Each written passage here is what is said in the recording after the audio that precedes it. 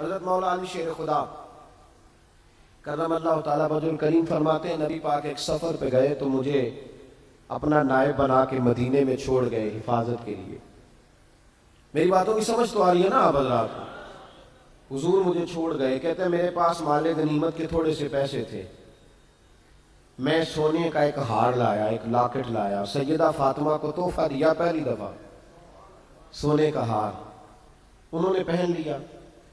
نبی پاک علیہ السلام کا طریقہ مبارکہ یہ تھا کہ حضور جب سفر پہ جاتے تھے تو سب سے آخر میں سیدہ فاطمہ کے گھر جاتے, اور جب واپس آتے تو سب سے پہلے آتے, سب سے پہلے.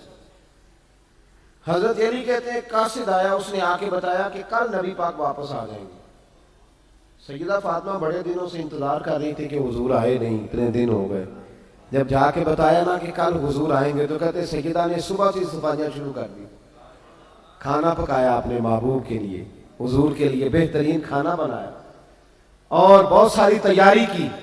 کہتے ہیں حضور آئے, حسب روایت حسب عادت, وہی مبارک عادت جو محبوب کی ہمیشہ سے تھی. نبی پاک آئے, پہلا قدم سیدہ فاطمہ کے گھر میں رکھا, السلام علیکم کہا, اور سیدہ نے وعلیکم کہا تو حضور نے ان کا چہرہ دیکھا تو واپس چلے گئے. حضرت فاطمہ رونے لگ گئی. مولا علی شیر خدا کہتے ہیں میں گھر آیا تو بی بی صاحبہ زاروں قطار رو رہی. فاطمہ کیا ہوا؟ کالی پتہ نہیں, حضور سلام لیا واپس چلے گئے, ایسا کبھی ہوا ہی نہیں, پتہ تو کریں. شیر خدا کہتے ہیں میں مسجد میں گیا تو نبی پاک بھی ایک کونے میں بیٹھ کے رو رہے. میں نے کہا یا رسول اللہ آپ یہاں رو رہے ہیں, فاطمہ وہاں رو رہی ہے, بات کیا ہے؟ تو نبی کریم علیہ السلام نے فرمایا وہ میری بیٹی ہو کے سونا پہنتی ہے. اگر فاطمہ بھی سونے سے پیار کرے گی تو امت کی غریب بیٹیاں کدھر جائیں گی؟ وہ بھی سونا پہننے لگ گئی ہے. وہ بھی اگر یہ کام کرے گی تو غریبوں کی بچیاں کس کے طریقے پہ چلیں گی؟ وہ بھی سونا پہنتی ہے. حضرت علی کہتے ہیں میں نے کہا یا رسول اللہ انہوں نے نہیں پہنا, وہ تو میں نے لا کے دیا ہے, انہوں نے خواہش نہیں کی. تو محبوب نے فرمایا اسے جا کے بتاؤ. حضرت فاطمہ الزہرا رضی اللہ تعالی عنہا کو جا کر کے بتایا گیا کہ محبوب پاک تو اس بات سے آپ سے ناراض ہے. حضرت فاطمہ نے اسی وقت سونا اتارا, کہا علی جو مدینے میں سب سے غریب گھر ہے اسے دے آ جا کے. بھائی نبی پاک نے انہیں سادگی میں رہنا, پاکیزگی میں رہنا سکھایا, انہیں حسن سکھایا, انہیں عبادت سکھائی. نبی پاک علیہ السلام, یہ تو ساری دنیا بیان کرتی ہے کہ امام حسین نبی پاک کے کندھے پہ بیٹھ جاتے تھے سجدے کے عالم میں تو 72 تسبیحیں حضور پڑھتے تھے. پتہ ہے حضور سکھاتے کیا تھے؟ نبی پاک امام حسین کو سجدہ کرنا سکھا رہے تھے. حضور سجدہ کرنا سکھا رہے تھے, سجدہ کرنا.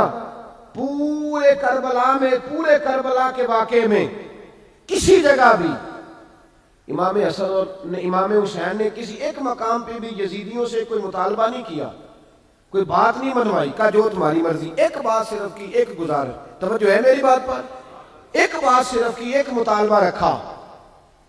جب 9 محرم کو عمر بن سعد نے, شمر نے, ان سب نے کہا نا کہ حسین یا اب بات ختم ہو گئی, یا بیعت کرو یا جنگ کرو, تو امام حسین نے فرمایا مجھے ایک رات کی مہلت دو. علی کے بیٹے مہلت مانگ سکتے ہیں؟ بولے نا یار, مہلت مانگتے تھے وہ, کیا ضرورت تھی؟ امام حسین نے فرمایا مجھے مہلت دے, ایک رات رہ گئی ہے, میں راج کے سجدے کرنا چاہتا ہوں. سجدوں کے لیے مہلت مانگی, سجدوں کے لیے. توجہ ہے میری بات پر؟ محفل لمبی, نمازیں چھوٹی. 24 گھنٹے آپ کسی کو بٹھا لیں باہر, وہ بیٹھا رہے گا, گپے لگائیں, نماز کا ٹائم ہوگا تو پتہ نہیں کیا ہو جاتا ہے, لوگوں دوڑ گئے, اوہو نماز پڑھنی پڑ جائے گی. ایسے لگتا ہے جیسے کوئی بہت مشکل مرحلہ آن پڑا.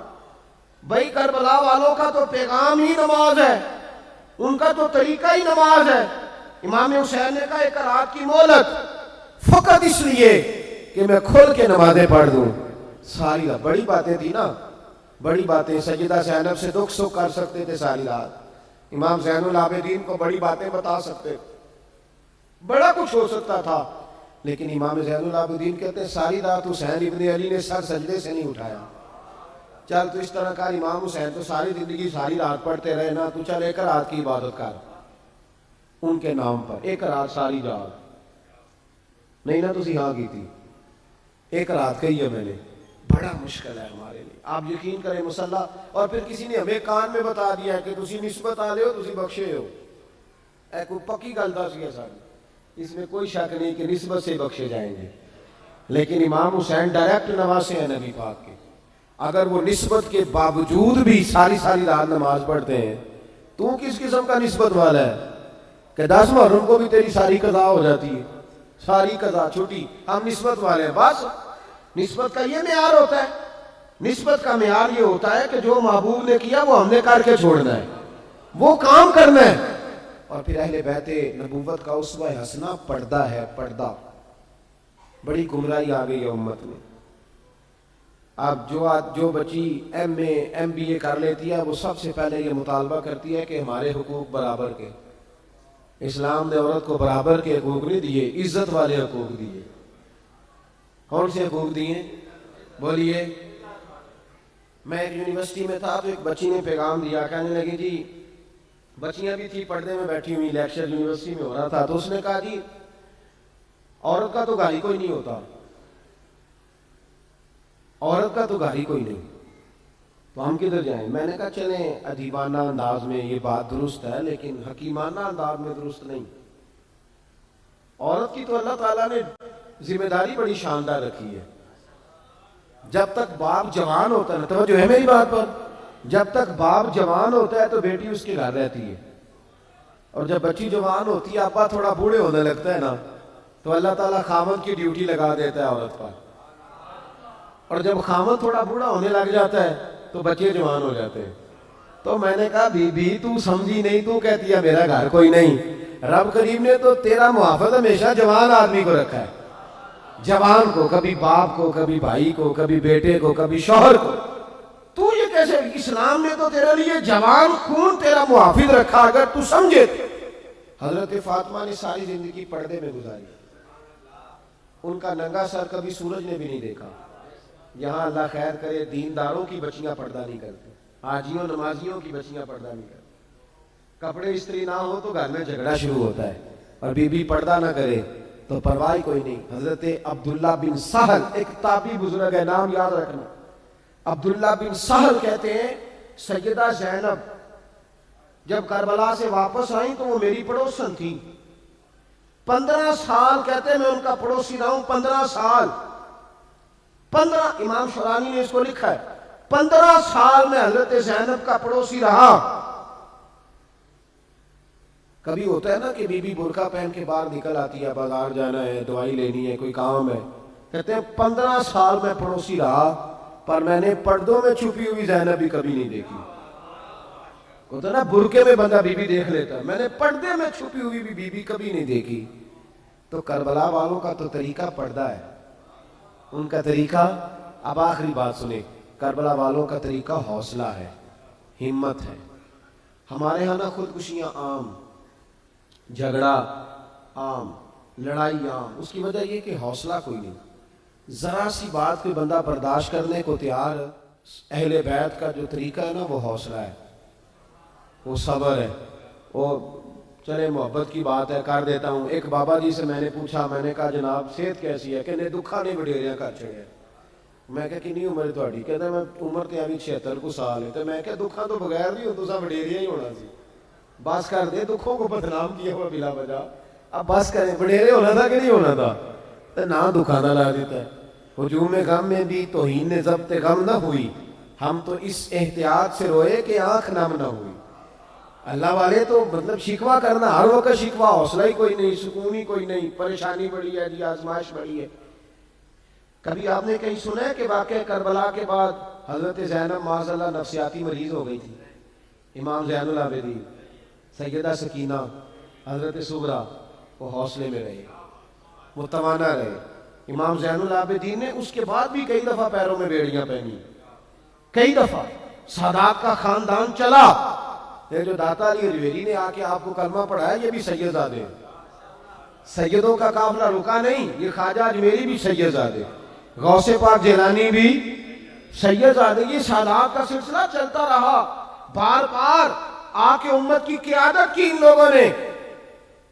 جب دیکھیں نا یہاں کسی بندے کا کٹا ہوا ہاتھ پھینکا جائے نا, بلکہ انگلی پھینک دی جائے, تو لوگ ڈر کے بھاگ جائیں گے. کسی کا، اپنے کسی کا نہیں، کسی کا.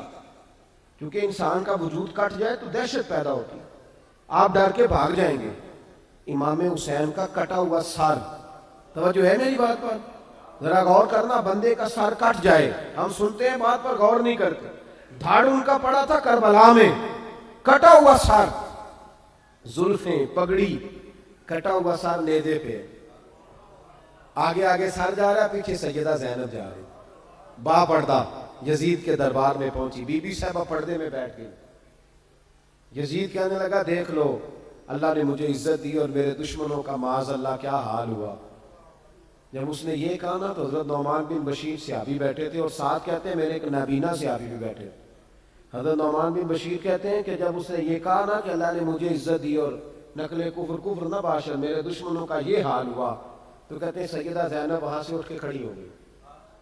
با پردہ سیدہ زینب کھڑی ہوئی، اور فرماتے ہیں اس طرح نہیں کھڑی ہوئی کہ بیویاں روتی ہیں تو کہتی ہیں ہائے یہ وہ، اس طرح نہیں، حوصلہ، ہمت. اور جس طرح کوئی سیاںا خطیب خطبہ پڑھتا ہے اس طرح سیدہ نے خطبہ پڑھا. پہلے اللہ کی حمد کی، پھر نبی پاک پہ درود پڑھا، اور پھر قرآن پاک کی آیت پڑھی وَتُعِزُّ مَن تَشَاءُ وَتُذِلُّ مَن تَشَاءُ. یہ آیت پڑھی. کہتے سیدہ کی آواز میں وہ روب تھا، وہ گرج تھی، وہ وقار تھا، وہ اطمینان تھا کہ وہ نابینا صحابی میرا گھٹنا ہلا کے کہنے لگے نعمان علی آ گئے ہیں دربار میں، علی آ گئے ہیں. جبریل امی بول رہے ہوں جیسے، حکمت کے گوہر رول رہے ہوں جیسے. دربار دمشق میں بی بی زینب کا خطاب، منبر پہ علی بول رہے ہوں جیسے.